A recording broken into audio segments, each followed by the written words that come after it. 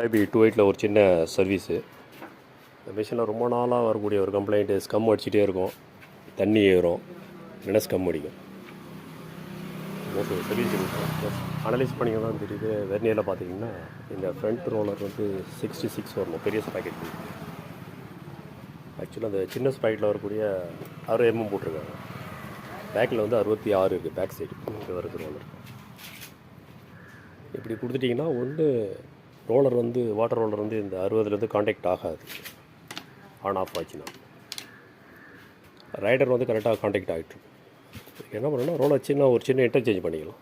66 ஃப்ரண்ட்டில் போட்டு 60 பேக்கில் போடணும். இது ரைடர் தான், இது அதுதான் பண்ணியிருக்கோம். ஸ்டெப் கார்டர் லெக்கில் இருக்க ஏரியாவை கிரேட்டிங் பண்ணிவிட்டு ஃப்ரண்ட் இருக்க கார்டரில் இந்த சின்ன ஒரு ஸ்டெப் அட்ஜஸ்ட் பண்ணணும்.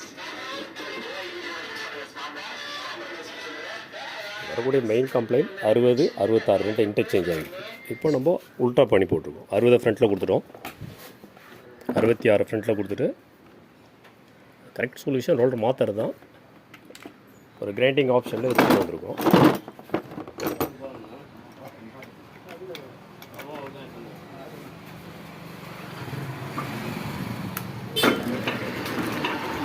ஒரு மீட்டிங் பாயிண்ட் கரெக்டாக இருக்கும். ஏன்னா அந்த ரோலர் வந்து இதோட கிரைண்ட் ஆகும். 60ல் போட்டுட்டிங்கன்னா காண்டாக்டே ஆகாது. ஏன்னா வேணால் வாட்டர் செக்ஷன் ஐசோலேஷனும் நடக்காது.